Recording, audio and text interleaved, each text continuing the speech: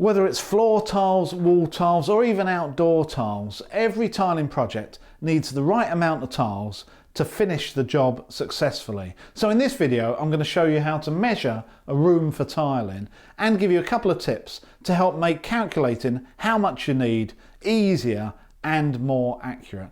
Obviously, the first thing we're going to need is something to measure with, and I would highly recommend a 5-meter tape like this one, which is easy to use and long enough to suit most rooms. A tape measure like this reads in both metric and feet and inches, and although there's no particular reason why you can't still measure in feet and inches, all the tiles in the UK these days will be sold per square metre. So if you're going to do this calculation manually, I would suggest not only keeping with the metric system, but keeping everything measured in metres, not centimetres or millimetres, because it's very easy to get the zeros messed up. And before you know it, you're ordering a whole lorry load of tiles just to tile your downstairs toilet. If you want to stay in feet and inches, I'll show you a system in a minute that will help you do that successfully and convert the last number back into metric so you can carry out your order. So let's run through a couple of examples of me measuring up my walls here in my bathroom. This wall that the bath is on, I want to tile right up to the ceiling and a bit beyond the end of the bath on the right hand side.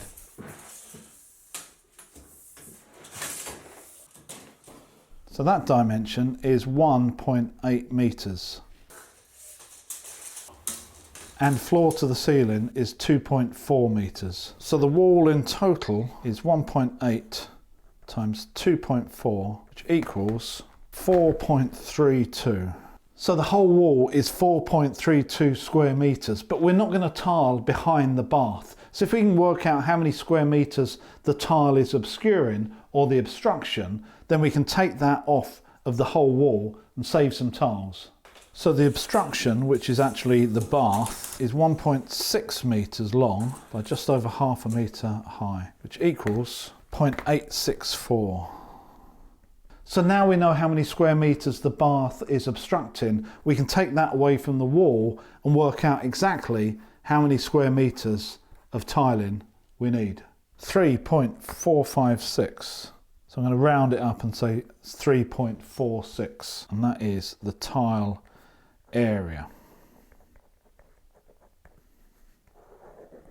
However, if I just had 3.46 square metres of tile now and I tiled this, I would actually end up short. Why? Because of wastage and cuts. Every time I make a cut against the wall or the ceiling or the bath, I'm going to lose a little bit of tile. Now, to get around that, we need to add some tiles in to cover us for that wastage. And I would recommend adding in 10% to that number just to cover you for that. So we need 3.8 square metres of tiles. To make life even easier, the Tile Warehouse website has a tile calculator that will automatically calculate how much you need. Just set the units, and this is an easy way of using feet and inches, and then type in your measurements that you've taken. It also automatically takes away obstacles like the bath that we just came across, and can also automatically add an extra 10% for cuts and wastage if you want. And a handy little feature on this is that you can add in as many obstacles into the calculation as you want just by hitting this button. And lastly, if you're trying to work out how much tiling you need for a more complicated wall, like the one behind me, well, on this side, I'm only going to be tiling up to the windowsill level, but on this side, I'm going to go right full height to the ceiling to take into the bath and the shower. Then simply cut the walls in half. Firstly, calculate this half minus the obstruction for the toilet, and then calculate this half right up to full height minus the obstruction for the bath. Then add those two numbers together. Then remember to add your 10% for your wastage, and you'll have your number. So I hope I've helped you work out exactly how many tiles you need for your project, and I will see you in the next video.